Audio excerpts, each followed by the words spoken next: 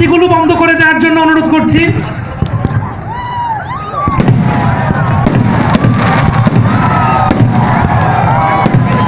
বিজয় আতশ উৎসব, বিজয় দিবস, বিজয় উৎসব 2015-তে বিজয় দিবস উদযাপন জাতীয় কমিটির এই বিজয় উৎসবে বিজয় আতশ উৎসব। এই আতশ উৎসবের সঙ্গে আলোকিত হোক আমাদের ভেতরের সত্তা, আলোকিত হোক আমাদের মনন, আমাদের মেধা, আমাদের বাংলাদেশ।